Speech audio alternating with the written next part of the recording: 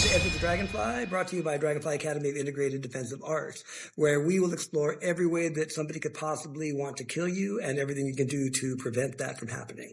I am Kat Connor. I am a professional bare knuckle boxer, former amateur Muay Thai world champion, 4 times world, 3 times North American. So I don't think it was a fluke. I think I did pretty good in my fight career. I am also, as you can tell if you're watching, a sword nerd, HEMA fencer. I fenced a longsword competitively for a while, off and on. I'm a little off and on with doing that, and yeah, I'm just kind of a big old martial arts nerd. That's awesome. So you had a couple I am currently the #1 ranked bare knuckle boxer. That's awesome. Coming up in my weight class, so I fight for the world title in my next fight. So wow, when is that? So we're waiting on the girl. She fractured her arm in her last fight. The champion did. So we're waiting on her to heal up that arm, and then we're going to try to get that out of the way. But I'm imagining probably within the next 6 months. Oh, that's amazing. Are you pumped up for it? Oh yeah, I'm super excited. Nice. That's excellent. And and the goal has always been to fight game fighters in hard fights, you know. So and you got to kind of climb the rankings to get those hard fights. Right. So I'm excited to be to have done that. That's a big mountain to climb. Yeah. So you have a couple of those self-defense stories, and what, you want to start off with one book first and the other? Oh man, so let's see here. So my self-defense stories are a little weird, you know, I think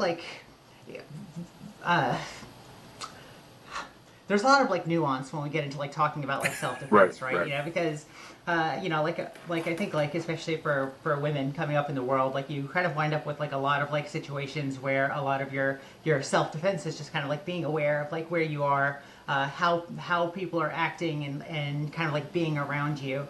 And there's kind of a line that it's easy to not necessarily see, where you are kind of moving from a cordial interaction, as far as you know, to being okay, yeah, this person is starting to act predatory toward me, and I need to realign the way that I'm engaging with them. So you kind of wind up with a lot of those, and they don't make very good stories, but there are moments that that tend to be, it's a good thing that they're not stories. Right. So to yeah, they're lessons. That's great. Let's hear a couple of those before you go. They're lessons. Let's hear a couple of your lessons, because what you just said is everything. I think this is a good example of kind of you're using your awareness and your wherewithal as a sort of self-defense, even if it doesn't necessarily go to fisticuffs, so to speak. Right. And I was visiting a couple of friends of mine down in Athens, Georgia. And Athens, Georgia is not, it's not bad, it's a college town, so there's partying and whatnot going on. And I was leaving their place, after just a night of hanging out and partying and whatever. And I was leaving their place at 1:30, 2 a.m. or whatever to drive back to my home in Atlanta. And as I was, it was kind of empty streets, pretty decent little neighborhood. And I see this guy kind of approaching me, right? And and he looks a little, he's got a little bit of kind of a skis bally look. And he starts he starts talking, kind of talking to me, just kind of hey, what's up? Kind of kind of usual conversational stuff. And as I'm kind of going through this interaction, I'm kind of interacting with him. And a lot of times like women, it's we were talking about before, you make an effort to be kind of approachable and cordial or whatever, so that you don't wind up embarrassing someone and having them fly off the handle. Always a risk. You're always kind of trying to split that line. But as this guy is kind of making his way towards me and continuing to make conversation, I'm standing by my car, and I get the very distinct impression of someone trying to kind of corner me. So if you've ever been in a boxing ring, a lot of our strategy is how do we corner someone off so they can't escape, and then we get to work on them. And I just got the very distinct impression that as this guy was making his conversation, to me, that he was also trying to kind of corner me off. And it was one of the most eerie feelings I've ever had. It's I'm a fairly athletic woman. I don't run into a lot of that kind of stuff where I feel someone is really trying to kind of push me around. But I just really got the impression that this guy was kind of planning to do something, seeing if he would work up his courage to do it. Yeah. So I kind of like, being aware, like I used my car and like kind of like maneuvered around and did my thing, and then like, excused myself and went back in, Right. told what happened to my friends that were still at home. I'm peeking out like their blinds and like kind of like looking out into the streets to make sure the guy goes away, because it just really creeped me out. Right. And it turns out that like in the wee hours of the morning, like maybe 2-3 hours later, someone actually came to their house and tried to pry open their window, stole some stuff out of their car and like tried to pry open like their home window. I don't know that it would be like the same guy, but Right. boy, it sure is an awful creepy coincidence to reflect on. Yeah. So is that self-defense? Like I would say Yes. that's the highest level of self-defense. one of them. Yes. That's like, exactly. Right. Like that is the kind of stuff that you run into. Absolutely. Yes. Everything you can do to not have the altercation happen in the first place is exactly what you want. That's a success story. And we always tell everybody you have to trust your gut. So, and getting back over to where there's backup, I mean, a lot better than explaining how you slammed his head through the car window and he's dead now. Right. Right, exactly. Like as cathartic as like those kind of stories where like you get like the leg up on the bad guy, or like in our narratives, whether those narratives be based in real life or or on the TV screen, it's a very cathartic way to end a situation. Right. But like it's not always like the option that we want to go to when there are real stakes. Right. Yeah, no, escape, I think, and evasion is one of the things I always like to tell the students, too. Looking at this from a Sun Tzu perspective, you're not fleeing for yourself like that and him. You are fleeing so you don't have to do it at all, because at the end of the day, it's going to be much worse if you end up in court for the next 6 months, because, and especially for all of us, everybody who creates self-defense videos, it's always a dual-edged sword. Like everything we've ever said about this, they're going to label an expert across the board, and then they're, it's not even just criminal. You could be looking at civil. So that's a great job, I think. Yeah, you're always trusting your gut and getting up and out. Is excellent. That's for the program that we're doing, Defensible. It's for girls. It's designed for teenage girls or, female identifiers, ages 15 through 18. And the whole thing is about awareness, and the whole thing is about forward observation and realizing that no is a complete sentence. It's a complete thought. Realizing that having power, because most women, most girls, they want to please. They don't want to upset. Right. They don't want to offend. They don't want, they'd rather giggle nervously than say something that would help keep them safe. Right. But at the end of the whole thing, on week 3, I'm going to show them a video of you telling your true stories. And, and end it with while we don't recommend necessarily this approach, but if you don't got a little cat in you, if you don't got a little cat counter, you got to be willing to squeeze that trigger. Right. And I think that you are just going to give you're a fuck. If I was a teenage girl, you'd be my perfect role model. Oh man, one of my favorite classes that I used to teach was like a class that started as a kids and adults class, but I inherited it with like 2 students in it, like a 13-year-old and a 14-year-old girl. And like by the time I was done like teaching that class, I transitioned it to teaching like Muay Thai my way. It went from like having like 2 students to about like a year later, I would have like, I think my biggest nights would be like 25 students, and almost all of them would be teenage girls. It was like really cool. So it's one of my proudest instructor moments. Yeah, absolutely. And I think like, I have like another little side story that's interesting. It's like I remember one time I was out riding motorcycles with my brother, right? And like when you're riding like a street bike, you're wearing like all this armored gear. So like we're getting ready to like leave this bar, and like a little like kind of like kerfluffle kicks up between like two friend groups about like a stolen dirt bike. I come from a small town, so this is the kind of stuff that pops off, I guess. Right. A little kerfluffle about like a stolen dirt bike and a confrontation there. And like I had already like put up, like we were leaving, so I'd already put on like my armored motorcycle gloves, and like I'm watching like this go off, and they start yammering at each other, and I'm like looking at this, and I'm like, oh god, if like my brother's kind of arguing with them too, and I'm like, okay, if I gotta wait in there, I start taking my armored gloves off, because the last thing I want to do is go in front of a judge and explain why I, professional champion kickboxer several times over, decided to deck Joe Schmo with my Kevlar armored gloves. It's like that's the last fight I want to have, is explaining myself to a judge while a prosecutor pulls my record up, it's like, look, here's her license, and here's her with her belts. This is what we call Exhibit A. Yes, exactly. Was it all legal consideration, or did you seriously consider the fact that you would have crushed his skull like an eggshell? No, like I mean, like it's legal, and like also like I don't want to hurt anyone more than like I have to, unless it's consensual, I guess, so to speak. Like unless we signed a paper that we're both in it, and we agree. Right. Like I'm okay Right. with that. Right. It's got to be a sanctioned bout. Right. It's got to. I never say street fight. I use the term unsanctioned bout. Right. Yeah. Doesn't mean you're not going to have to fight, but just means you didn't agree to right. it.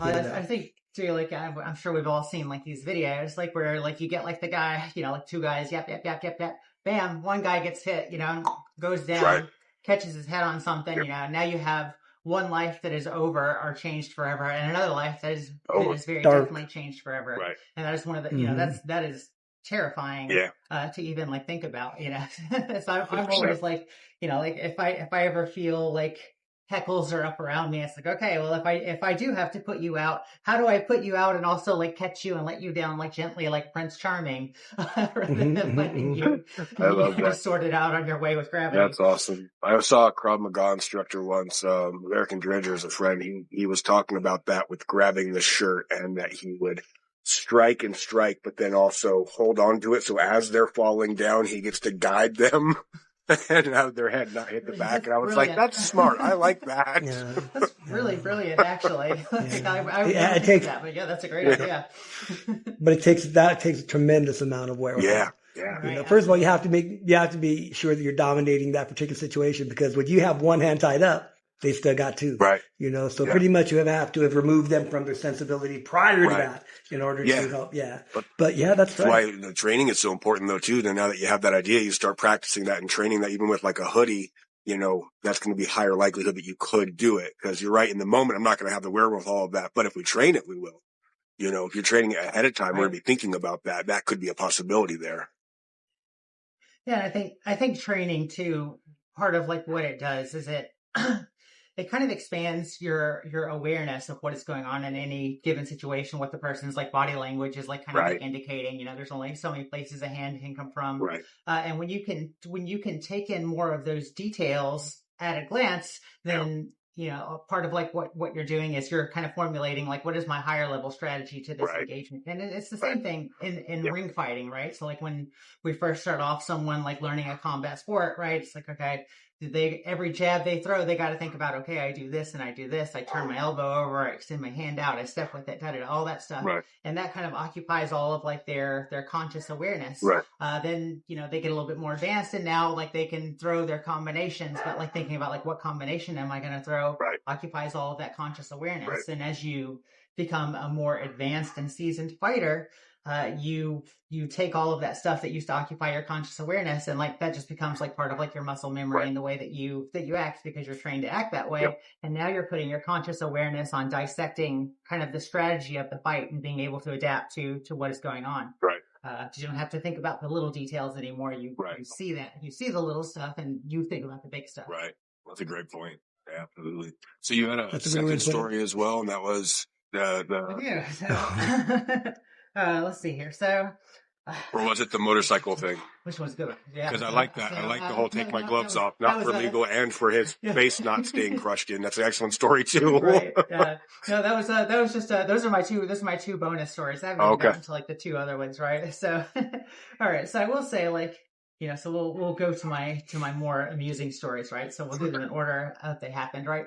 So I'm 25 years old. I am, like kind of relatively new to this sport of, then kind of like nascent sport of MMA, it's our early 2000s. Like you talk to people about the UFC, and unless they're a martial arts nerd, they've never even like heard of the UFC, let alone MMA, etc. But like I'm doing it, like I'm fighting, like I'm a fighter, like and you kind of, when you are an athlete, and I think as instructors, we've probably seen it in our young martial artists at times, where like they kind of get into this kind of full of themselves like attitude, almost like if you give like a teenager a gun or whatever, and now they're tough, and it could be the same thing, like in our training, where it's like, all right, like I know how to do these things, I feel like I'm really tough, so like I dare someone to kind of to mess with me, right?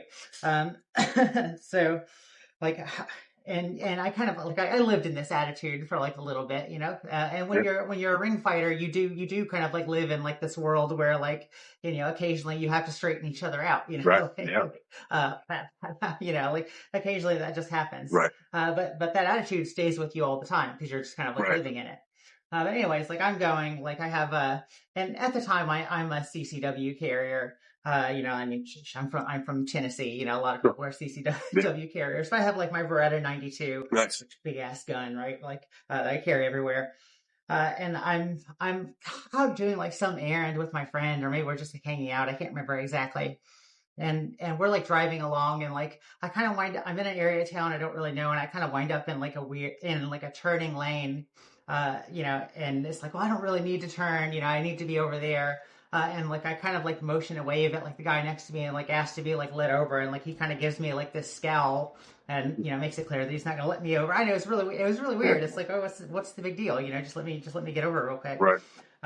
So like, and I'm like, okay, well I'm driving like a little sporty car, so I just kind of like as soon as it turns, I get on the gas, and I pull in front of like like he's driving like an old pickup truck, Right. No big deal. And then like I'm on and about my way or whatever. Apparently me just like kind of like getting in front of him like made him really mad, because like then he starts to like follow me, makes me blow my next, like I can see him like raging in like his mirror, makes me blow my next turn.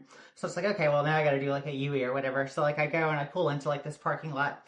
Turns out this parking lot is like walled off on like 3 sides, and there's only one way in and only one way out. And the guy like follows me into like this little parking lot, about the size of like a small building area. It's not very large by any means, maybe 15-20 cars you could fit in there.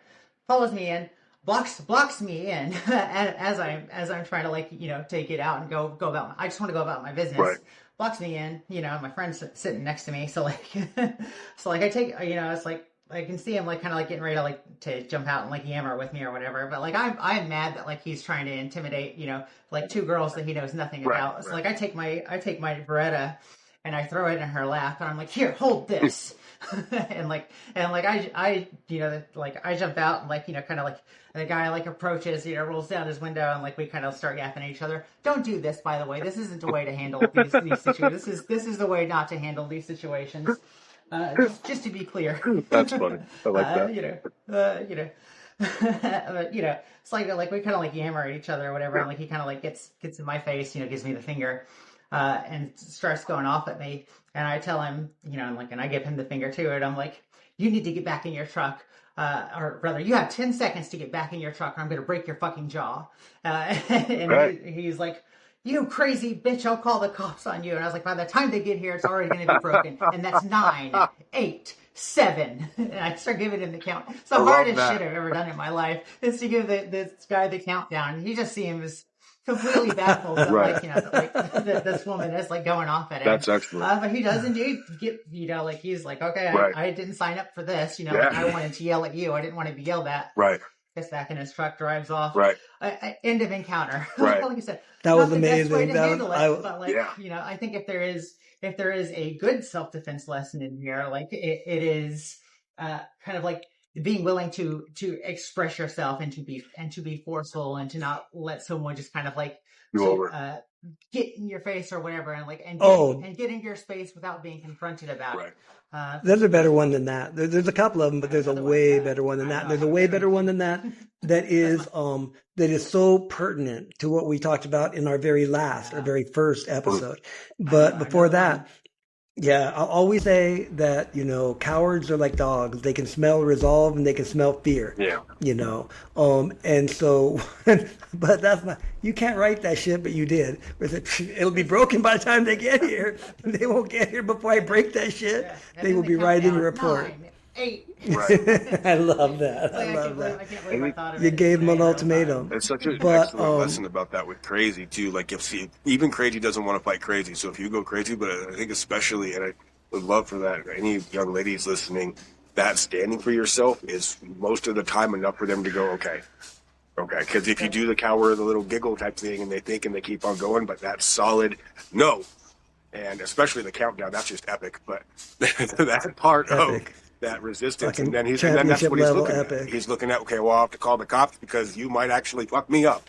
And, that's his next resolve is, well, I'm going to call the police. And how am I going to explain that? Yeah, it's like have fun explaining to the cops that you chased 2 women into a parking lot and cornered them. And then one By the broke your way, jaw. I didn't shoot you. Like, I that's, did not yeah, shoot no you. kidding. You explained that. I took off my gun and got out and was like, what? And that's the most important point. The last thing you did before you exited the car was remove your firearm. Yeah. And that is so prime. That is so responsible. That is so right. And so give us before you go on to your next story, which may be my favorite, that fine line between self-defense and assault. Right. But talk about Walmart and your thoughts. So what I got one. So this next one, right? So this was kind of interesting, right? So like I was living in like a relatively like nice area of Atlanta called Sandy Springs. If you know Atlanta at all and you get down there, you go to Sandy Springs. It's a nice side of town. And my friend is working at same from the last story. Actually, she's working at a boxing gym at the time. Like we're both like teaching boxing, kickboxing, etc. And she's working at like this boxing gym. It's like a white collar boxing gym, like so it's like like in this nice like kind of ritzy area of town. There's a Publix there, which is like a nice grocery store if you're not familiar with Publix. And like I'm coming to like pick her up from finishing class. It's only like 4 or 5 o'clock, in the afternoon. It's like broad daylight. It's nice outside. And I come and like I call her or whatever, and like I'm like walking towards like the gym, and like I see her up on the second level, and like I kind of wave at her like, oh yeah, I'm here. She starts like coming down to me. And like I turn around, I'm heading back to my car, and as I'm heading back to my car, I'm doing something that you probably really shouldn't do, but like in this situation, it's probably more forgivable than others. Like I'm kind of on my phone, like banging out like a text message to someone real fast. Right. And like and like I glance up and like I see this guy once again, kind of like a skeezy looking character, like bad skin, like ratty clothes, like stained. Right. Very, very scrawny. Has a very specific a gentleman that likes to indulge in amphetamines. kind of continence. I love that description. To him. And like I see him, and like he's kind of like walking towards me. He's got like this like kind of like scowl on his face, but like I'm not doing anything. I'm just picking up my friend. So like I kind of like I give like a little bit of like space, and like I continue to walk past him, like he's having a bad day or whatever. And like as I walk past him, he like bam, like shoulder checks me, like full on like football style, bam, shoulder checks me, bounces me off the back of like someone's like SUV, so like I bounce off the car, and like I turn around and still have my phone in my hand, right? And before I continue, I gotta say, like this summer I won 2 world titles and a North American title in Muay Thai. I'm in the prime of my athletic career, and like I am just like as game as it's possible for an individual to be. So I turn around, right, and I'm like, what? Like you feel like it's like what the fuck did you do that for? Like, and he starts, like before I even get out, to my 4-letter word, like he starts like yelling at me and screaming, and like I get like kind of like this piecemeal story about how he has come to the conclusion. I guess he was sleeping in his car, a couple cars down, sleeping. But he is under the impression that like I slammed my car door in this crowded parking lot to wake him up from his nap, just to mess with him. Like this is a story he's constructed in his head that's led him to assault me in a parking lot. I know it's weird. It's just very out of nowhere, and that's why I wasn't up and aware. It's like like I'm in like a nice area, nice part of the day.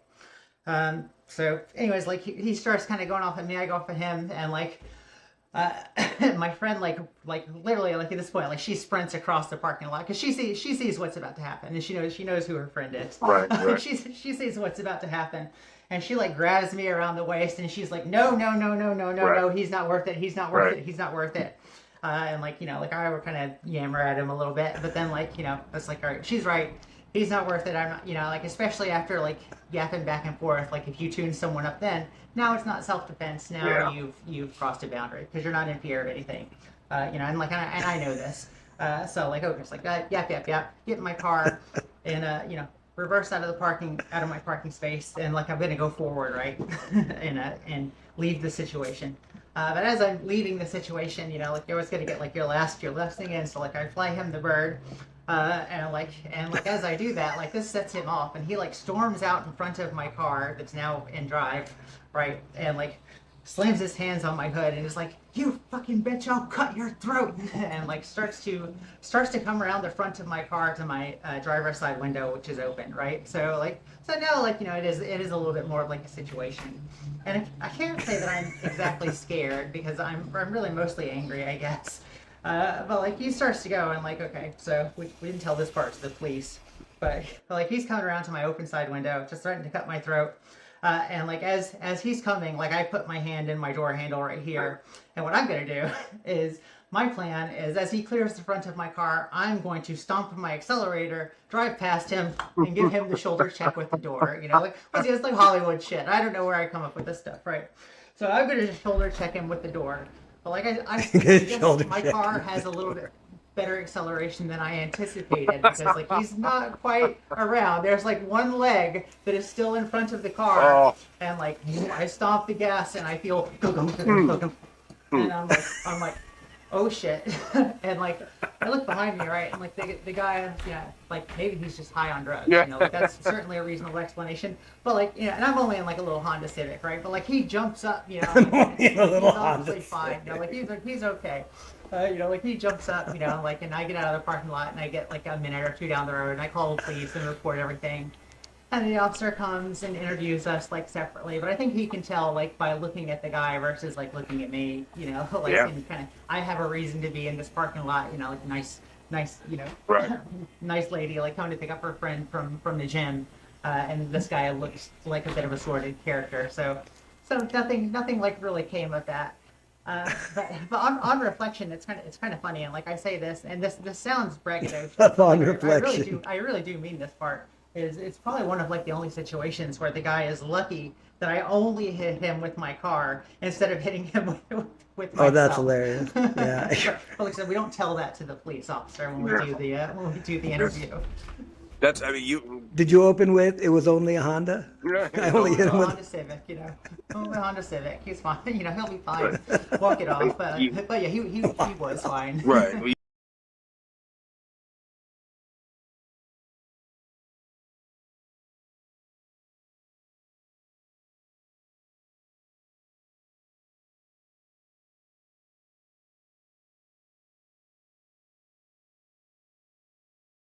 If I wasn't restrained, then like as soon Right. as like he Oh, caught yeah, me, yeah, like yeah. I could have turned around, pat, like, but I kind of was like a little bit slightly Okay. cooler This- prevailed. I still got my words in. Yeah, it's just such a good point for the community. I'm so glad we're doing this because it's such a good point for the trained community. You should know this part. If you get into it for real and you're good at it, you're going to have a really difficult time explaining how your level of professionalism just beat the shit out of some dude, and it's got to be solid. This is why we like body cams, like taking your phone and recording. It's got to be, you have to have the reasonable person standard.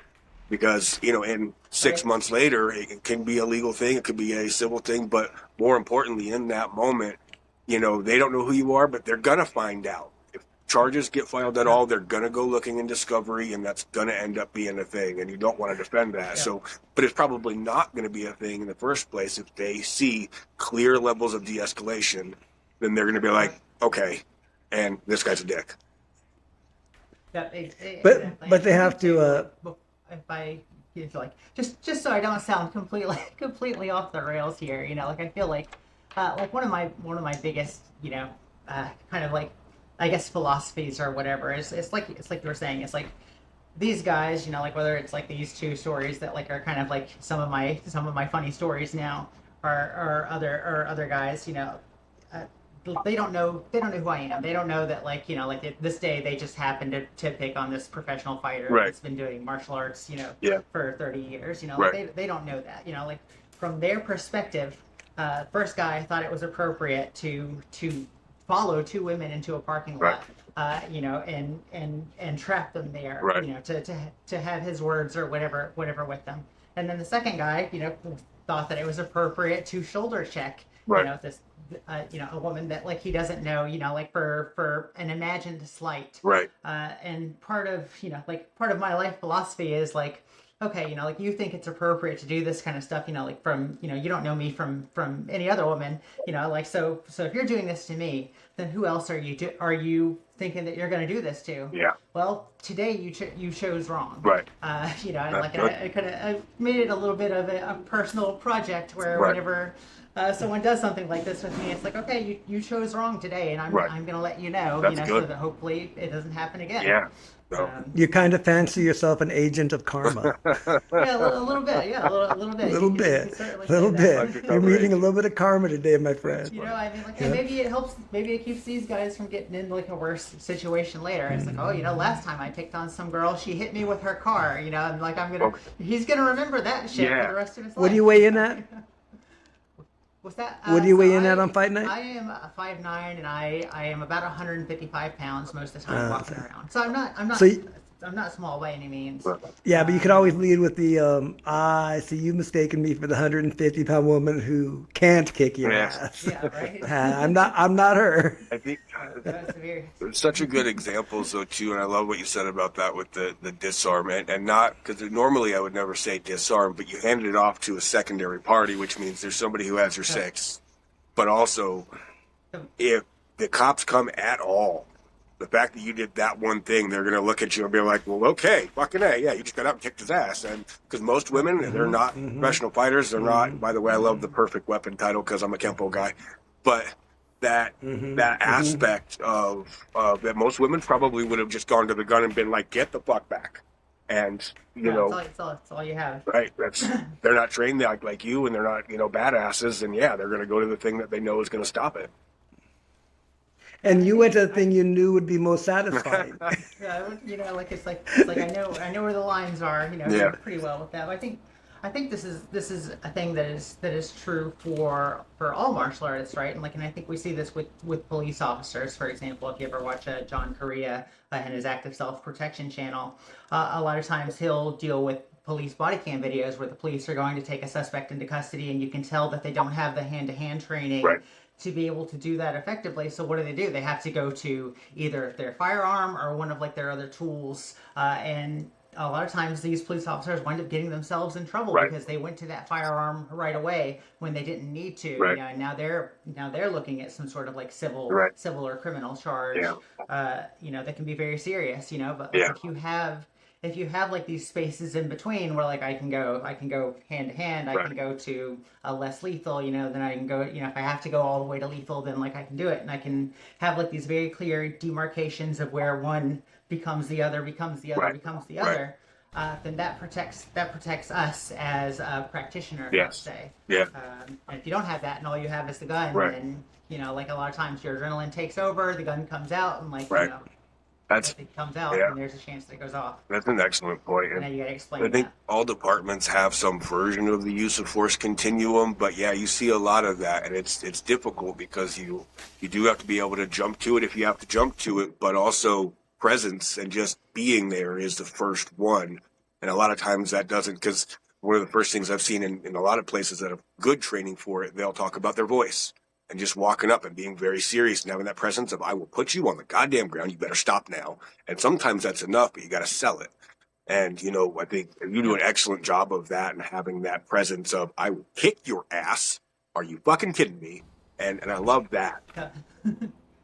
That's because she believes it. it. Works. Yeah, It works. it does, You yeah. know, when you are confident and you speak authoritative, like if I tell a grown ass man I'm gonna break your jaw, and I look like I believe that I can do it. Right. It's like, well, there's maybe a reason why she seems so confident. Yeah. You'd have to be a fool. You have to be a fool to take that bet. I want to get back to what you said, because you made a comment that I think is one of the main problems, Chris, is, you know, if you have to jump to that. Right.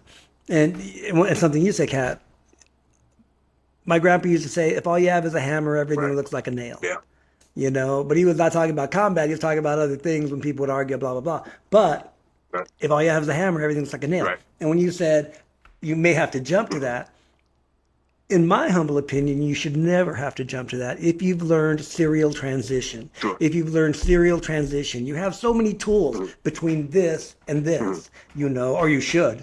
And like you say, you have, whether it's hand to hand, whether it's one of the other, non-lethal projectiles or whatever, Right. it should never be a jump. It should always be a serial transition to escalation and to de-escalation, and only ever going so far until neutralization.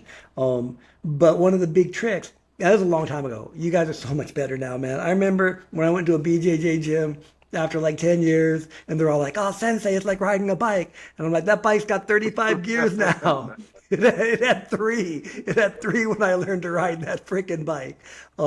But the biggest problem I had dealing with police was the gun belt. Right. The gun belt made grappling so specific because almost every angle put them in a position to where they could possibly get a hold of something on your gun Right. belt. And that made it really like it inhibited the amount of things that I could actually come up with in my head that they could be able to do. But I bet it's a lot different now. It is very different now. Yeah, we have a couple of things. So we're going to be going through in Prime 2 and Prime 3 for specific things in grappling and gun retention. And I actually was just working with my sensei on that because he was law enforcement. But I'll tell you what, I would say it's dependent on the situation.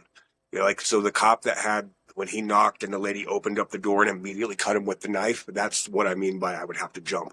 If I'm getting slashed across the face Yes, immediately, yes, then I'm yes, you're like, oh, right. fuck. Absolutely, And then I 100%. have to hit it. But you're right. Touche. You have so, and I think your story specifically is very good with this because we look at from social violence to asocial violence.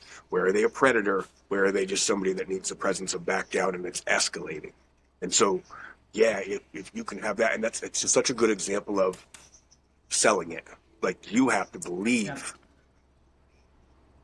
I think it's tough. It's tough with like one thing that like it is easy to overlook about like a lot of predators, specifically predators. I think that target women, but really like everyone.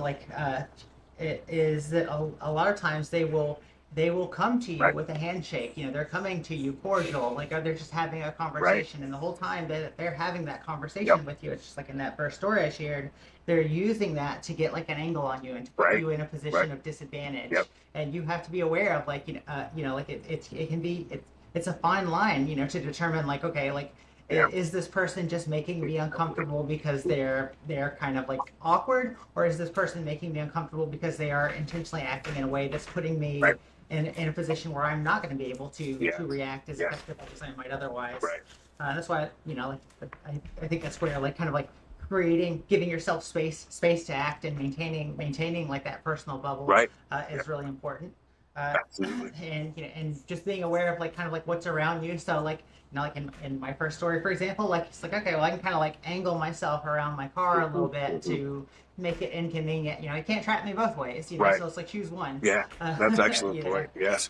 Are you familiar with, we have a colleague we work with often, Mr. Randy King? You know who he is? I don't believe so. Off the top of my head. Do you know Rory Miller, Meditations on Violence? Yeah. Okay, so Yeah. Randy King is Rory's protege. It happens to be a colleague of ours, and he joined us in Prime.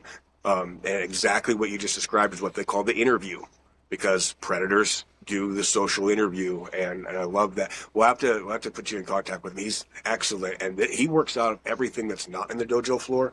That's why we love so much of his stuff, but that is specifically with the bubbles, he calls it the boundaries, but just the healthy ones. And I love how you have very much so his mentality, just worded in a different way and through experience, and that is amazing because when you live it, you feel differently about it. Yeah, absolutely. And you get more, unfortunately, more chances to practice a lot of times and to have to use your sense of intuition a little bit. Right. Yeah, that's a good point. Mostly as a woman, mostly as a member of my marginalized community, or just all together.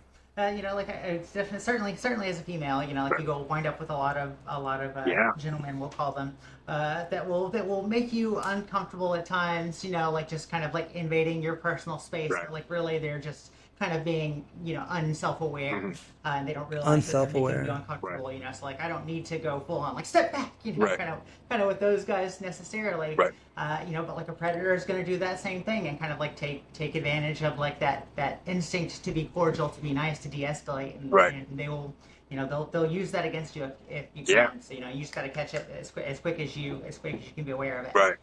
So, I have two questions I want to ask that just popped up over the course of this whole thing. Paul Coffey, do you know him? One of our colleagues. He runs a podcast called Keep Kicking, and he asks one question he asks to all of his guests, myself and Chris included, is we know we're psycho. We know that we have that 10% crazy and we are going to go off. How can you, and if you can, how do you instill that in the average student who really isn't a champ? Yeah, so this is actually a really good question, and this is the thing I think about a fair amount because like I'm not, like I would never consider myself to be like naturally aggressive or assertive. It's part of the reasons why I got into martial arts in the first place. And it had to be communicated to me like through my martial arts training, like this idea of like training with what we would call like martial intent or martial mentality, where like I'm starting to think in like this kind of like in these ways, to position myself mentally to be able to use the skills that like I'm practicing. So I think the first step is to communicate to students like, look, this is a thing that you need to train like with in the back of your head, and you need to do it consistently. So like when I go to hit pads, for example, I'm not just there like doing the technique by rote. Like I'm trying to be aggressive with it, and I'm trying to go to that aggressive place in my head, and I had to cultivate that over a long period of time because it wasn't something that came naturally to me. So I think a lot about like how to kind of like get people to cultivate that what I call killer instinct. right. And then the other side of the flip side of that killer instinct coin is what I call grit. That's our sense of being like toughness and being willing to get hit and to continue to fight and not just like, oh, I'm hit, I'm a little bit dizzy. Right. Like what do I do now? Like you got to be able to fight through that. So you got to have you got to have killer instinct and you got to have grit to be at your best. Like as a fighter, as a martial artist. And a lot of those things like they come naturally to some people, but to other people they have to be cultivated, and it takes time. If I was to talk about grit, for example, right, like the first time I ever got like hit hard in sparring in kickboxing, I get clocked, right, man, I see stars, and like I throw my hands up and I'm like, I'm done. And like I took the rest of the day off. Like it legitimately like shook me up. Like I'd never been hit hard enough to see stars by someone that was a little bit mad at me. Right. It's that intentions. It's like that person intended to kind of to give me a real one. Like it scared me. But I came back. Got back in the training hall. Next time it happened, I was a little bit quicker to come back from it. And after that, quicker to come back from it. So like just kind of you're building this progressive tolerance for these tough situations, like through the course of your training.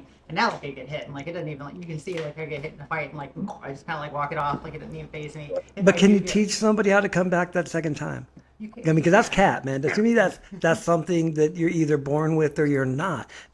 How many students, when they get hit, I remember Bob Chaney, who was one of the first, kickboxing champions way back in the 70s. He had a huge studio out here, 500 students. And when I opened my studio, I asked him, what do you do to get a studio where you have 500 students and countless rings and blah, blah, blah, blah, blah, weight room, sauna? And he said, you got to protect their fantasy. For the most part, you have to protect their fantasy. They think that they want to go in there and get slapped upside the head like you did. But the second they do, you never see them again. Yeah. Why do you think that was all you? Was that nurture and nature combined? Why'd you do it? I think this is what you do. I think this is, I set an intent, like my intent when I first started getting, to a little bit more by background. Like I started martial arts when like I was just a kid, right? I was like 11 years old. I did like kids karate. I got to like a green belt. I didn't get like very far. The instructor was only coming in once a week, so I'm doing karate once a week, whatever. But like it did teach me to love martial arts, so like I kept doing it. So then like, in my 20s, very early 20s is when I got into mixed martial arts. I don't know, for some reason I discovered MMA and I was like, I want to try, actually, it wasn't, I want to try that one day. I was like, I saw the first UFCs and I was like, you'd have to be crazy to do that. That was my first impression of it. But then like, for whatever reason, I started to kind of like, to hang out more on like martial arts, like internet spaces. And like, I was like, well, like I've always been, like I've been practicing these martial arts, but like I'm not sure if I could ever actually like use them to defend myself or to stand up for myself if I had to. So I would like to try one fight. So like, I train, do my thing, and I have my one fight, and like I come out, and like I fight this real big girl, like bam, bam, I knock her out in 24 seconds. And I say big girl, she was like twice my weight. No weight classes back in these days. This is 2005. Wow. Bam, bam, I put her down in like 24 seconds. So I'm like looking at my hand, I'm like, whoa. And then I just kept fighting. Wow. I kept going, and like here I am, like, I've now been in combat sports for over 20 years. Wow. And do it That for a epiphany. living. Yeah. But like, Okay, that's beautiful because you lead right into my second question. Because it was, back to getting slapped so hard that you wanted to quit and then coming back the next time. Why, people ask me why Kung Fu gets such a bad rap for not being able to fight. And my answer is always because for the most part, Kung Fu can't fight. And if you by majority you mean more than 50%, it certainly can't fight. And so karate, kung fu, Wing Chun specifically, and kempo. My boy here can crack skulls and take names using almost textbook kempo. But most kempo fighters can't do that. Most karate fighters can't do that. And most Wing Chun fighters can't do that. Muay Thai, BJJ, Western boxing can do that. Yep. Why is that, in your humble opinion? Because we don't protect the fantasy. Like we will like part of being like a good coach, right? And like you asked like how we build this like in our students. Part of like being like a good coach is like having like a sensitivity to like where is the fantasy for starters, like, and how can I get right up to like the line of like what this person is willing to tolerate in this moment, and push them a little bit further and a little bit further and a little bit further. Be it like strength cardio, getting those extra reps in, whatever like your push of the day is. So like when I started off, like I wanted to lose weight, that's why I came to the gym, and then I got it in my head that like I'd like to try one fight and like kind of built from there. And like I've had other ladies that have come to me, start off, they want to lose weight, Right. and then like I'm working with them on mitts, and I'm like, would you like to try some drills, like some like live drills with each other? Like, okay, Right. yeah, I'll try that. Make it safe for them, make it easy, then start to push those boundaries. And then you turn around a few months later, it's like, would you like to try sparring? And they're like, go nervous, but like, okay, I'll try sparring. Then you get them sparring, like you spar with them. The sparring progressively like ramps up. Would you like to try an amateur fight? Yeah, like I'm scared, but like I'll try that. Next thing you know, like they're doing like amateur fights, so it's just this progressive sensitivity to where they are, and going over the line and over the line and over the line. And Sure. the thing is, like with a lot of what we would call traditional martial arts, right, is they don't do that. They protect the fantasy like too much, and a lot of times it's from the top down. Right. Like the instructor has been protecting his fantasy, for so long that like he forgets that it's a fantasy, and you kind of wind up with this almost I call it stage. It's like a stage hypnosis. Do you ever look at Right. Gonna make fun of Sistema here. Sistema is really bad about this. Aikido as well, same thing. Like it kind of you come in and like you have like this training methodology that almost is built to instill this kind of group think. where like we're all kind of going along with it, and you get these instructors that are in the dojo smelling their own farts about how great and powerful they are for so long that like their farts just get stronger and stronger, and they still don't know that they're just Yeah. in their own bullshit. So Right.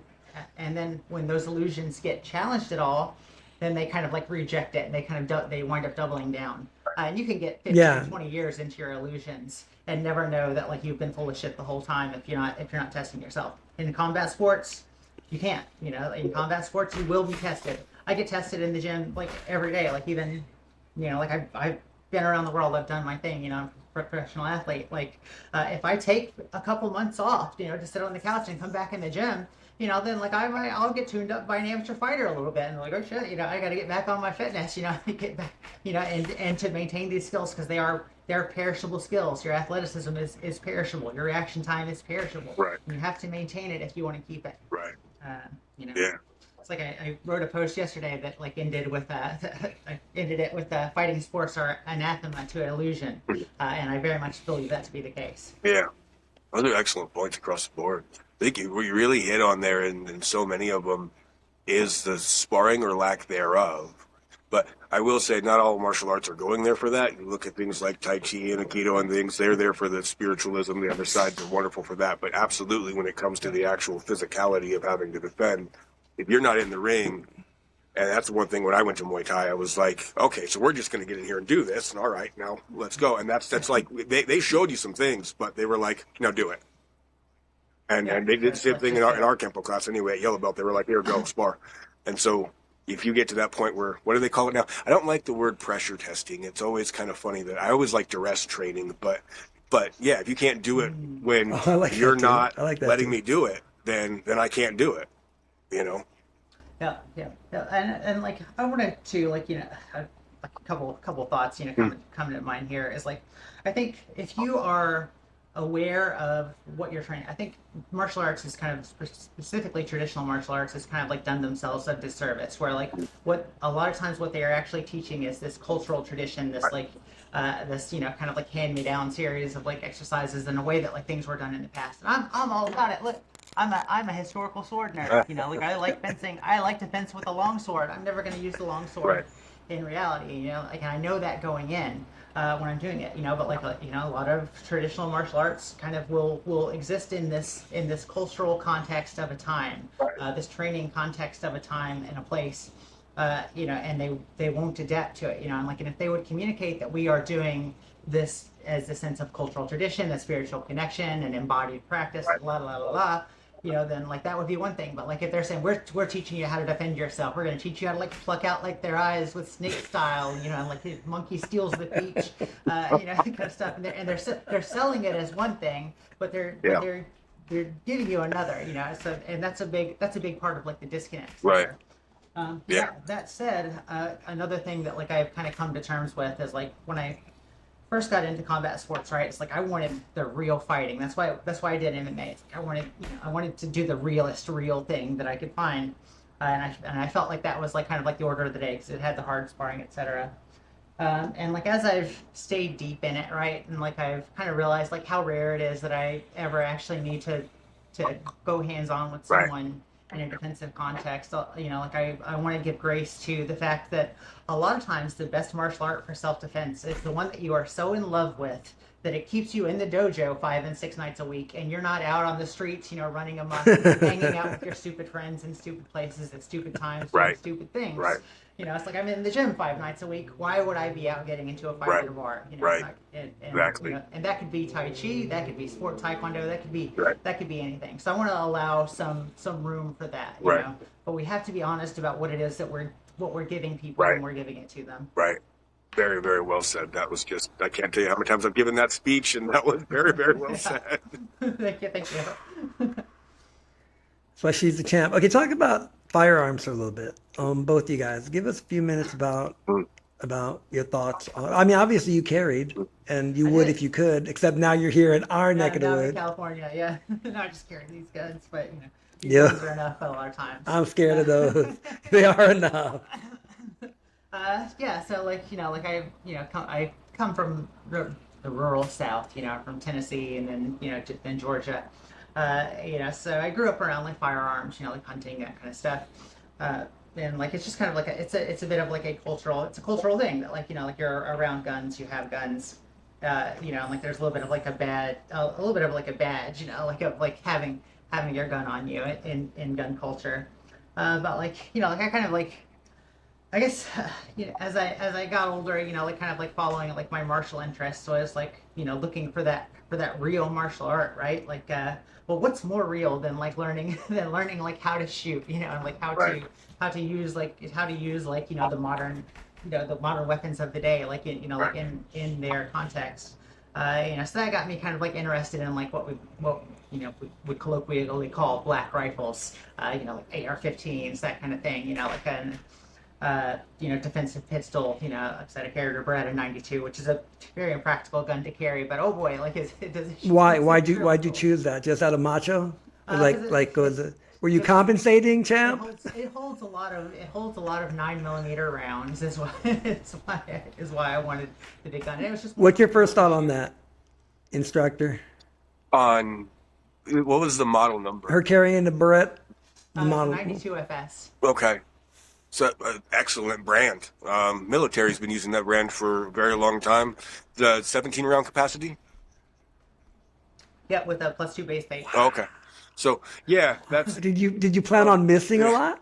It's funny, like when I took it to do my course in Tennessee that they required at the time, right? Like everybody's like, well, it's like, all right, we're gonna do the shooting portion of the test. Class, please take out your weapon. We'll go through weapon safety. Da, da, da. Everybody's pulling out like these little like pocket pistols, little like Kel-Tecs and stuff like that. And I like pull out my Beretta 92 FS and I set it on the desk, right? And one of the guys, like this big old like redneck guy, like kind of like looks over at me. He's like, "Jesus, lady, what are you shooting, bear?" That's awesome. Like, That's, so you know, great, I think, and context here is so important. So, like, I'm in Colorado right now. I'm not usually like I put it on for podcasts and stuff if people ask about it, but I don't walk around in the house armed. Back in the rural area where we were in PA, and I remember the first time the reason I got an M&P with 15 rounds was because a bobcat had gotten into the house. I actually wear it in the house because that was a very big version of a dog, but it was an aggressive cat. And when I had been out on the property, I had heard multiple times on packs of coyotes. And so when you start thinking about rounds and country lifestyle, it becomes a different thing. I'm not really worried about people, but we are in a dog-eat-dog world. And if I got a pack of 12 freaking things that are going to be moving, also it's kind of difficult to draw a beat on animals. Like you would think it'd be easy, and it is from a tree stand when you're up in, not having to worry about them rushing you and, you've got a scope. But when you're with a handgun and you're like, oh, crap. And, that defensive mindset, especially, we had a coyote come up, so we went and picked up our kid from school. And because we had to go to the school, I had to disarm. So we're backing back up into the driveway. I got nothing on me. I got nothing in the car. I didn't even take a knife. And coyote came walking up, and I told the girls, I was like, get inside right now, because it wasn't slowing down. It was coming up. And I was almost just going to have them stay in the car. But I was like, you know what? If we're going to have to do it, then I don't want to be trapped in the vehicle. I want them out. They can be in. I will be out with this.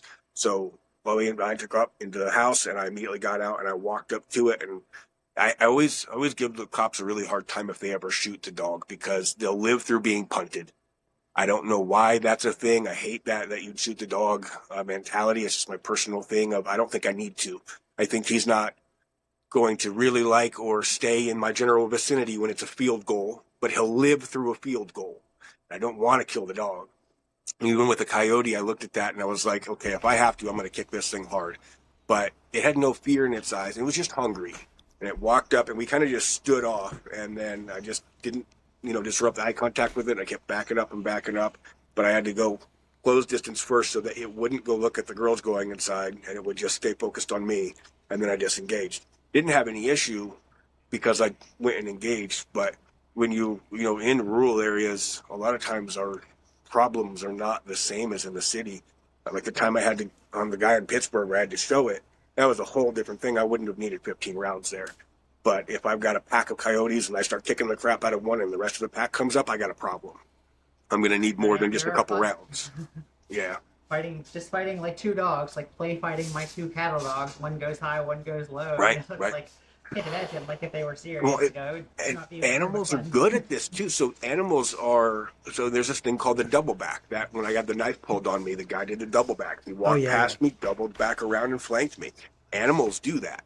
They will come up and flank you, and they're hunters. And so, when you're looking at tactics of nature, these things kind of go into a different side of self-defense. I'm not as worried about the predator as much as I'm worried about how many different angles can I be attacked by his friends, or in the country, it's animal threats.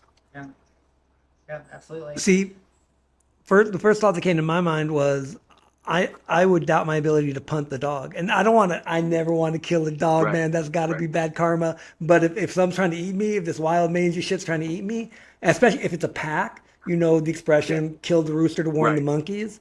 I'm afraid I'm going to miss on that kick, and now suddenly I'm going to be shooting down at my legs, But my thought is, if I shoot, and I'm not even sure I could shoot a dog coming at me. Right. Practically, like you said, I imagine it would be a lot harder than I think. But if I did happen to, I think that would have more of a deterrent effect on the pack. The loud noise, the dog going down, maybe. But If I kicked and missed, man, Yeah, no, that's a good point too. I'd be The sad. reason I use the analogy is because a lot of cops will end up going into backyards and shooting dogs. And I've always looked, because they're not in the pack thing. And you're absolutely right. For the pack, I'm going towards the gun. For where it's just the one and they're not around, I'm worried about where they are and if they can see it. But if I just got one and I can field goal it and then run to the house and create the distance and the Yeah, yeah, timing. yeah. But and it's different when it's a coyote. When it's somebody's pet, I mean, John Wick was a very relatable premise. And like, if you break into someone's house and you like kill their dog, they're gonna lose their ever living mind. That's a family member. Oh, Like, yeah. we are now Oh, being yeah, hunted. yeah. Oh, That's yeah. happening. Yeah, yeah, So yeah. if I was to kind of take the reins back for a Good. second, like I would say like so like we're talking about like magazine capacity, etc., Mhm. right? And like how I used to carry the 92 FS.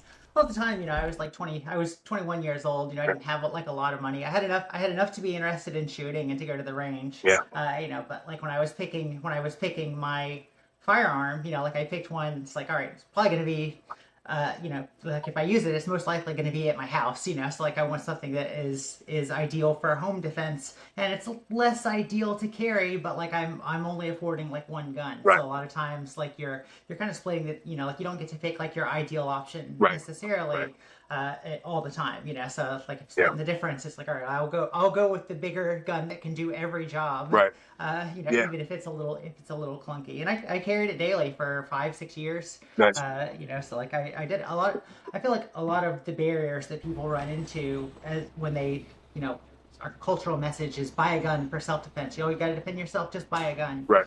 And people get about like 6 months into being a gun owner, and they realize that like part of having that gun is that you now have to live an armed lifestyle. Right. And it is a lifestyle. You have to Yeah. now dress around your gun. You have to be considerate of like where you have it. Can you, like, are you going someplace where you will have to leave it in your car? Because that's a security Right. concern. If you do, like there's a lot of restrictions that come with living an armed lifestyle, Right. and I think people are not generally prepared for that. So Right. a lot of times, what you see, buy the gun, carry it everywhere for about 3 months, carry it sometimes for about 6 months, and then it goes to live in a drawer, and like it never comes out of the drawer again. Right. It gets sold in 10 years. Right. Right. You know. That's an excellent point.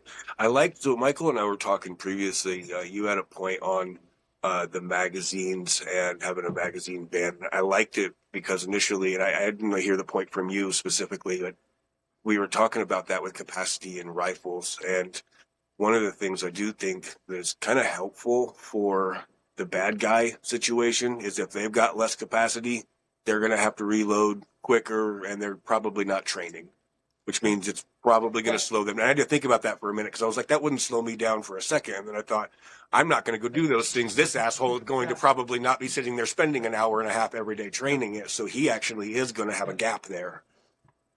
And doing malfunction drills is something like a lot, like if you watch, criminals doing stuff, like I said, Right. I like to watch active self-protection. Right. See criminals doing stuff. A lot of times they only have the one magazine anyway. Yeah, Like yeah. Jams, click, click, click. It doesn't do anything. They're Right. out. They're out. And then it's a brick. regardless.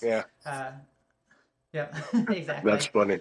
Yeah. Whereas like if you're trained, then like you ostensibly trained to drop the magazine, change the other one because some malfunctions Right. you clear, you may have to clear by having another magazine. Maybe the magazine's gone Right. bad, base plate dropped out, Yeah. whatever.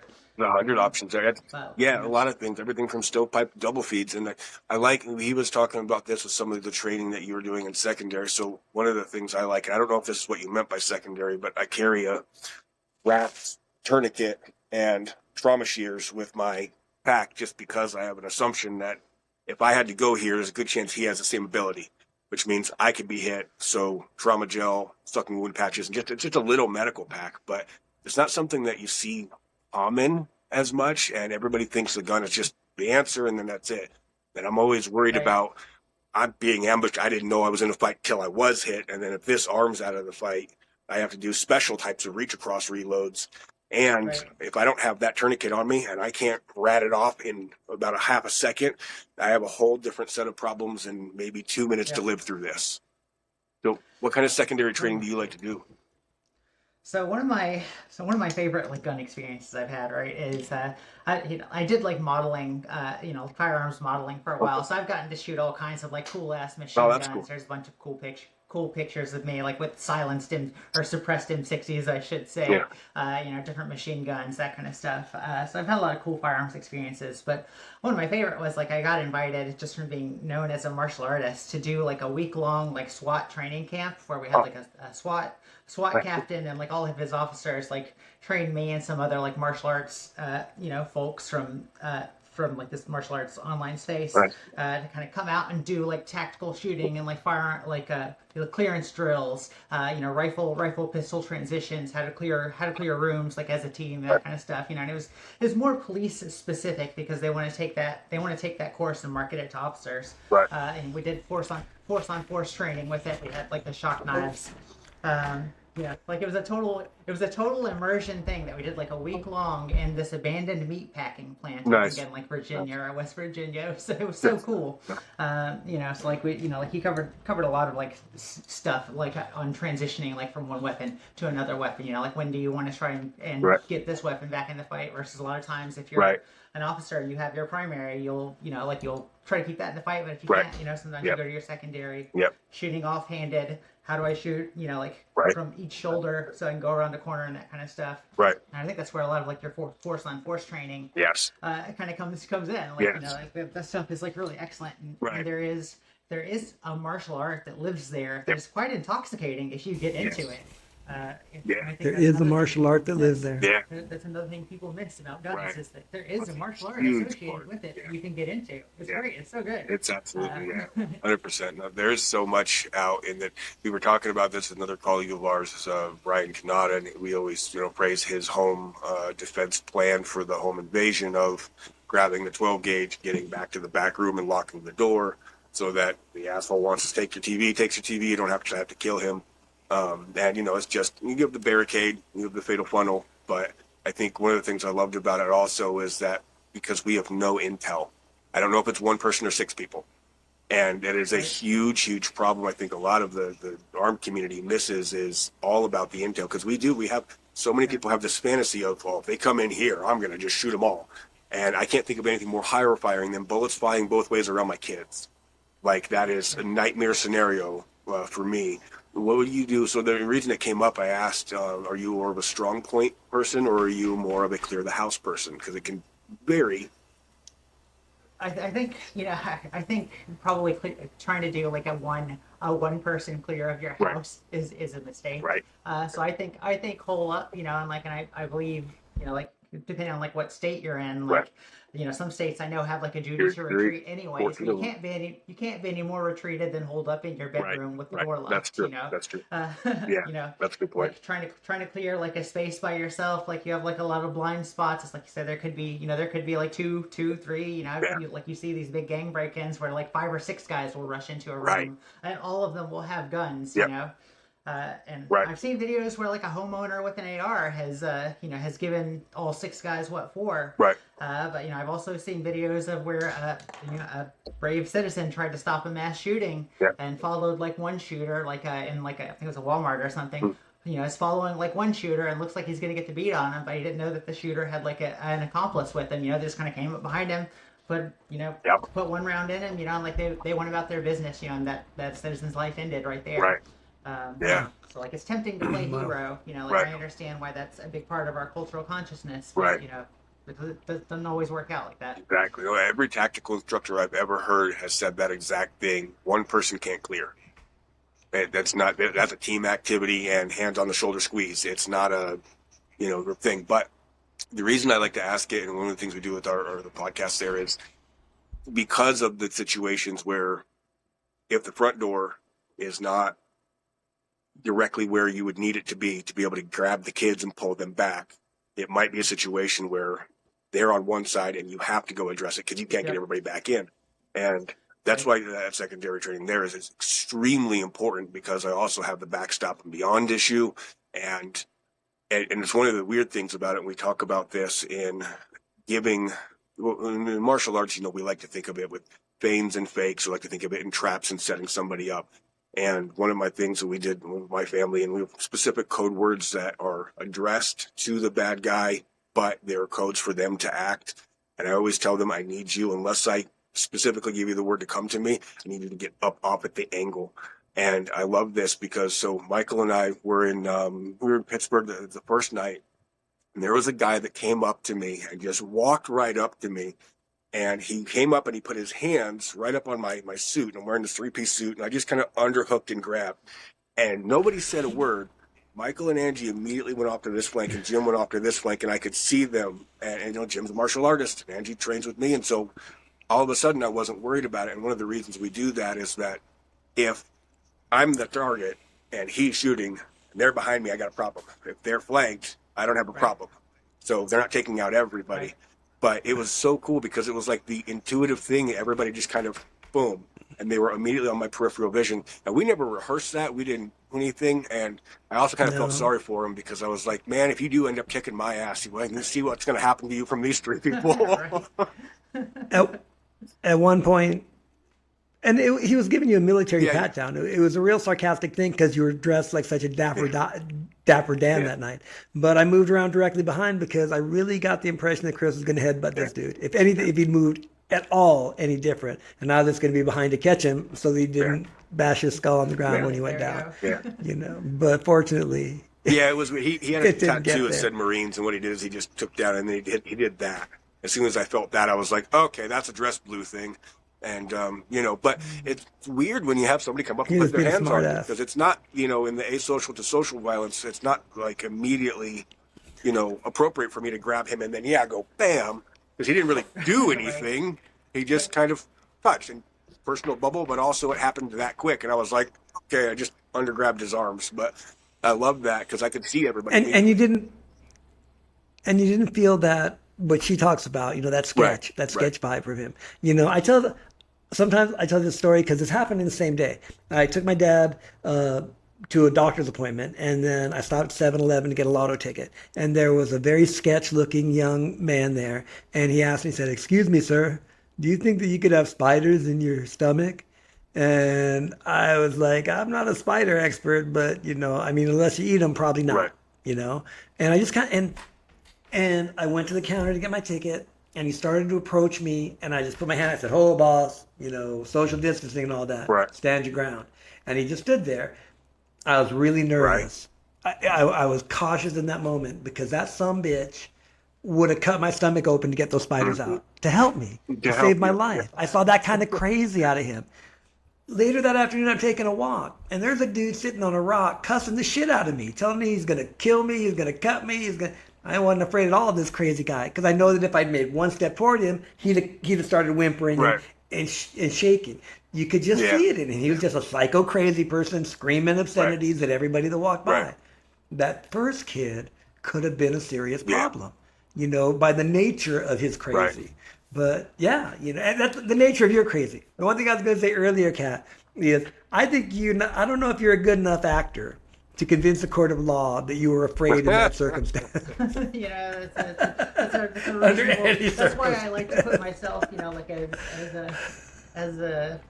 into a position where I can articulate my need to apply certain tactics as much as possible. If you come to me and I come to you, and now we're doing a mutual combat. Well, I can probably articulate around that. If you shove me and then I'll often deck you, after yapping a little bit, well, that's a problem. So you gotta be aware of where your gradients are. Yeah, well, that's an excellent point. Yeah. Especially when you get into the real and you start breaking bones, then it's going to be definitely I have to articulate now. Yeah. Did you have any thoughts after the Walmart shooting? The Florida one. Okay, so you've been training too hard. The one in Florida where the lady got out of the car with her gun. Oh, I did. So I haven't actually gotten around to watch the video yet. I need to actually go and hunt that video down. Well, I can send it to you. I would be curious to hear your guys' takes on it. Yeah, we'll send it to you. Yeah, it's crazy because I'll let Chris talk more on this, but after going over it and over, I don't see she has any way out. She exited her car with her sidearm drawn. Now past that point, he continues to approach her, and she's walking backwards around the car. We can't tell what she's saying. Hopefully she's saying, "Stop or I'll shoot, stop or I'll shoot," but you can't tell. And he never stops approaching her with kind of for lack of a better word, kind of a glazed look on his face. Kinda. He keeps zombie walking toward her, and eventually she squeezes the trigger. once, right? Yep. Just Right, once. Chris? Yeah. Yeah. Okay. You've seen the video Hmm. more. Yeah. Talk That. about it.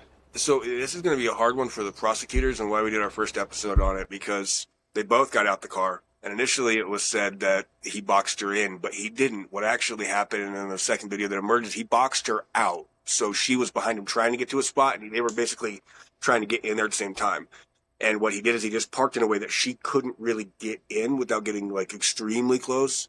And so she wasn't trapped. He was saying, no, this is my spot kind of thing. And they both go straight into that Rory Miller monkey mindset of like, we're going to fight over the parking spot now. He ended up moving. She ends up actually getting in the spot. But the second that she gets out the car, and we can't really see where he's coming from, but he comes, she exits the car with the gun out in her hand, and she's on the phone and presumably calling 911, but who knows who she was actually talking to. But the problem is that there's a second part of this video where he kind of chases her. He's just walking. It's not like running, but she's backing up, telling him to back up, and she creates this obstacle, goes around this vehicle. He backs off, and he walks out of the range of the camera.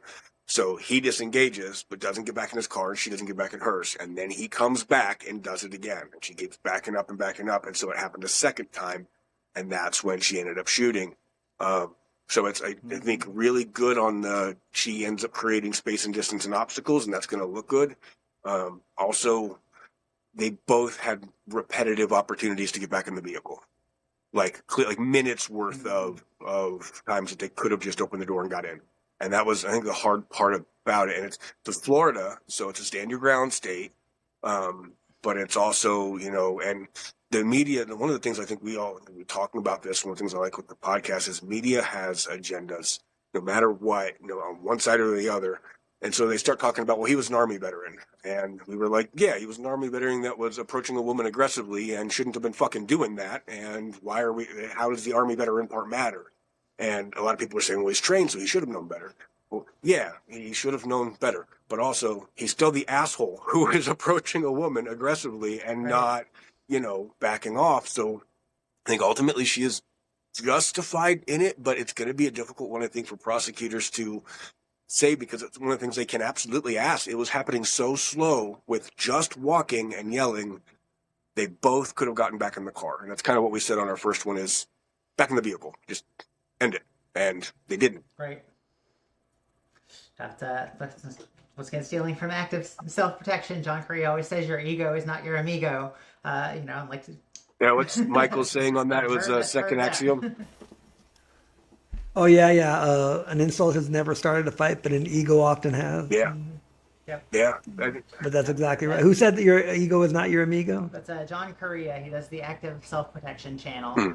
I gotta check that out. So it's basically like he does analysis of real-world self-defense situations. A lot of police stuff, but like not always. A lot of civilian stuff too, and like he'll break it all down and kind of like. And he's a legal expert on the use of force. Like he testifies in court about it. So he generally has like pretty interesting like insights. And I think if you are kind of like thinking in like the self-defense mindset, like whenever I'm going to teach like any kind of like self-defense related thing, get outside my combat sports wheelhouse, I'll go and I'll watch just like dozens and dozens of videos of like real world violence, even ones I've seen before, just to kind of refresh it in my mind. Be like, this is what it looks like for real. Like, and you gotta have that in mind, and you gotta think like that. You can't be in your dojo brain, I guess. When you're thinking about self-defense, you gotta like look at how it actually happens, where sometimes it's not so clean cut. The guy comes at you and this happens and you do this. Like sometimes you talk yourself into a situation, you think it's going to be one thing, and then like they come back and like now it's another, and like it can be really messy. So that's a good point. That's several good points. And so how would you teach it? Would you go straight to get back in your vehicle? Because that was kind of my go-to, but it's just the easiest one. So I mean, we don't know exigent circumstances at all. We have no audio on any of the videos, so we don't know what's said. One person in one of the videos in the comments were talking about, well, it depends on the situation from him. I mean, does this guy think that, his daughter's missing and she has him? Then yeah, I'm approaching no matter what she said, gun or not. I was like, that's a good point, but there's no indication of that here. It's, yes, there could be things that would make me do that and walk towards them. But at that point, I would think call 911 and have them come investigate it for me. Especially when she's drawn. And Michael had a good point last week, especially is that he did not understand, and I don't think she was selling it. She had the gun out. You could visibly see that there was a gun in her hand and she was on the phone. But he either A, just didn't believe she was going to use it, or was so adamant about, I'm right and you need to apologize to me, which is ridiculous. But even if you are right or I'm right, you got a gun, I'm going to be like, okay, buddy, I got one too, but can we not do this shit? Yes, not that important. Not that important to solve over a parking spot. She never presents it. If someone can see that you are armed, you have a weapon or whatever, and they are continuing to approach you regardless of like seeing that, it's like, okay, well that, like that's kind of a weird thing to do like, in the first place. Like, what do you know that like I may have the gun visibly, but like what do you know, or like what are you thinking that I am not taking into account of that's giving you the confidence to continue to press this aggression on me. Right. So like that's the litmus test right there. That something's gonna happen. Like you almost have to assume like maybe he is that kind of crazy, or maybe he's gonna try and get close enough before he's gonna pull his weapon or whatever. Right. Who knows? Yeah. It could be a million things. 100% though. That's exactly right. That is a litmus test. What you just said. What you see the gun, you're still approaching. Right. Yeah. Yeah. Don't take a head full of brains to figure out that is imminent danger. Right. Yeah. But she never did. Stop right there. I will shoot. Back the fuck off. You never saw that. You never saw her brandish that gun. The first time I saw it, and I got to watch a couple more times, I wasn't even sure that he really understood a gun was there. Only because of my personal experience. It is stupid, young, ignorant, whatever. There was a time when I had a gun drawn on me. I didn't know the guy had a gun. And I was standing there talking to him. I was standing by the bar. He was standing at the door. And I'm jawing at him, same shit I always told people. You really want to go to jail tonight? He's just a guy that came back after we closed. But apparently he had a gun in his hand. And he was somewhat pointing it at me because the cops came and grabbed him. They took him outside. I turned around to the bar, and the bartender's face is white as a ghost. And she's like, "You had a fucking gun pointed at you that whole fucking time." And I'm like, "Nah." You know what? So the possibility exists that somewhere in his tunnel vision, right. That's true. She didn't make it clear enough. She raised up on him once, but not till the second time, and then back down. And her other hand was busy too. I really want to hear what the hell they said, because that I think is going to include more. And this is one of the reasons we always tell people about $40 Amazon body cams, or take your cell phone and record. I know you can't actually call 911 while recording, but even a secondary device, an old phone, if you have that and a belt clip, can be fine for just recording it. Because if you have that, and it's why you think, so I'm a big proponent for USCCA and why we use it, because then I've got a bail bondsman and an immediate lawyer just for prepaid legal services. But my lawyer could use it, even if I don't have it. And, giving that to the cops, letting them see that, you almost always behave better when you're being recorded. You're not going to be calling them a motherfucking asshole if you think a jury's going to be seeing that. You might be saying, "Okay, excuse me, sir, please don't do this." But having that ability to articulate is huge. We have no idea what they were saying to each other. Right. Yeah. There's that other situation where. Yeah. Go ahead. I was just saying, like that now makes a big difference. I will say that I have seen a couple videos. One that was real bad. That I won't describe like in detail, but like I've seen a couple times where like people will pull out their phone on someone that has like a weapon or whatever, and like they're on like two, like one person's like, "I'm documenting you right now," and the other person is just like, "I don't care," like like I'm in fight mode. Right. Wow. Like I've seen people think that like just recording is gonna act as like a personal defensive armor, and like probably a lot of times it does, but like not all the time. You still have to get yourself physically to safety. Right. I really, like keep that in mind. Right. But that's another litmus test. If I'm saying, "Motherfucker, you're going live right now to every one of my followers," and they still keep coming. That's like saying, "Please back away from my car. I want to get in," and you're freaking me out a little. And the guy goes, "No, it's okay. You fuck you." Right. Like you said, that's that communication dance. But there was a video that I sent Chris of a guy. Maybe you've seen it. Two guys in the street, a kind of a chunky looking Italian guy and a really skinny nerdy looking guy. And the nerdy looking guy's got a gun drawn and he's pointing it at the cement and he's saying, back off, lay down or go away, lay down or go away. And the other guy is like, you pussy, come on motherfucker, put that down and fight like a man. Go fucking let's throw, you pussy. And the other guy, remember that one? And the other guy's like, back off, right now, back off. He's got it squared, he's got it pointed right at the cement, and this dude takes off his shirt and says, scrap like a man. Boom, one to the belly. All he does is go from the ground, level to the girdle, boom, takes one shot. And the kid starts crying like a little boy lost in the supermarket. You know, like it hurts so bad as he's rolling around there. But this other guy did everything right. This is a perfect case example of a firearm self-defense going right. You know, he tried. He kept it in safe position until the very last second. And then he put one into the guy's gut. Yeah. Everybody should defend like that. He had a great. The only thing I'd have probably changed on him was his stance, and that it wasn't all the way out extended. I'd probably been doing it from here because that was a little too close. They got close to him, but yeah, it was. He backed up and he gave him repetitive chances. And some people are just idiots. That's, you know, nobody wants to fight crazy, even crazy, but you got to be pretty crazy to be looking down the barrel and thinking this is a good idea. Right.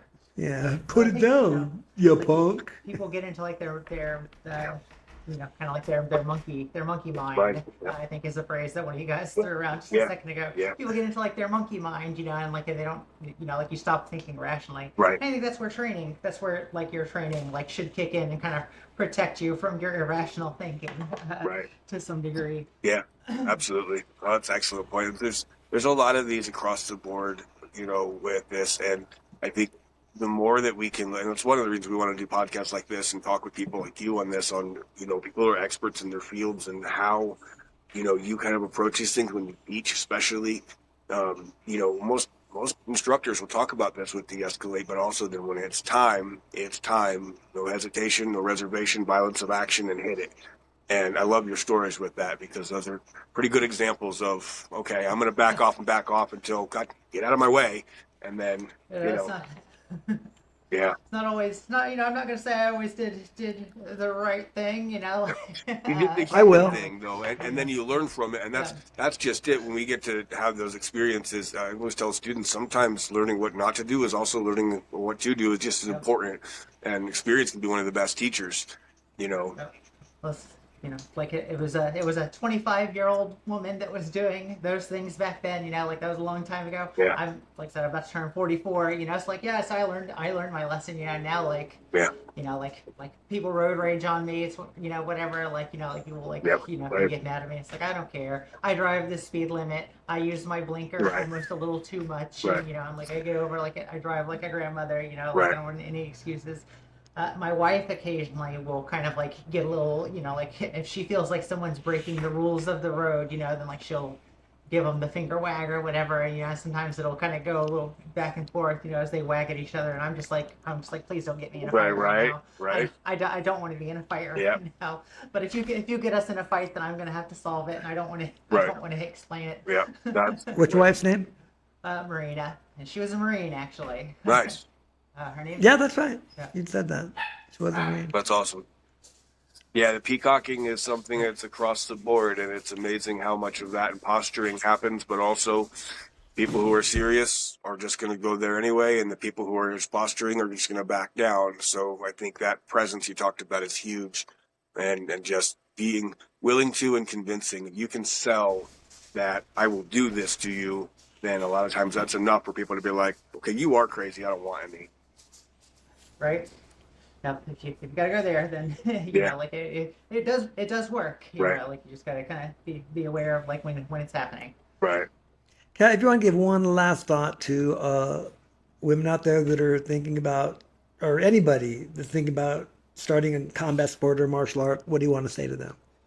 You know, I think the thing that I continue to go back to is what is kind of what I was saying earlier, is that in a lot of ways, like the best martial art or whatever for self-defense for you is going to be the one that keeps you in the dojo. I mean, you know, to that end, it can be almost like whatever you want to do. If ITF Taekwondo captures your heart, then go and do that. You know, and that will probably keep you out of trouble. Even Sistema?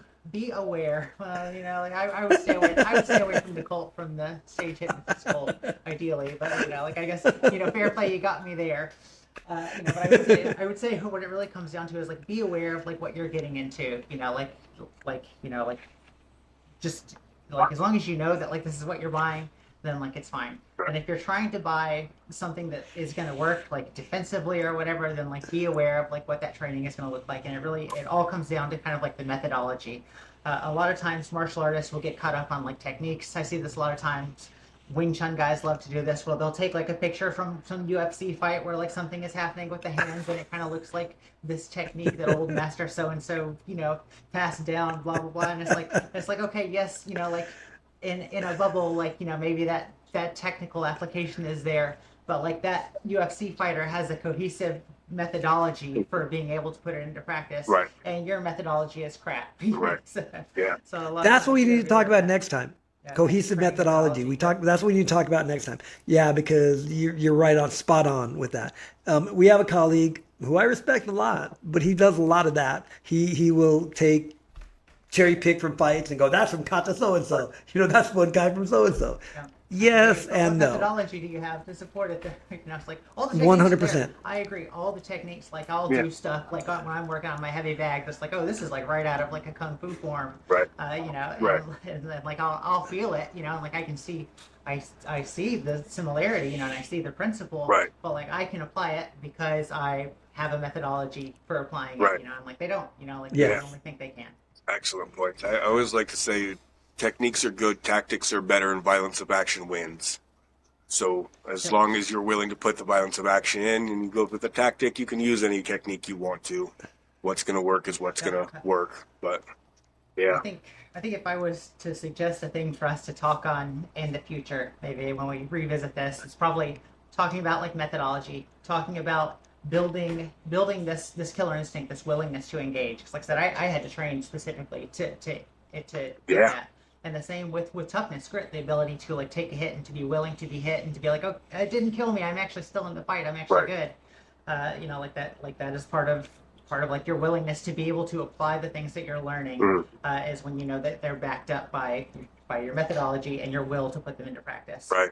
That's excellent. That's a day. Did you ever send her the sheet we gave everybody for the mental tripwire? So it ties right into that. Probably not. I'll send it to Maybe. you again. I don't remember it. Yeah, do that again. We have this basically green light, red light kind of a thing to decide where your line is ahead of time.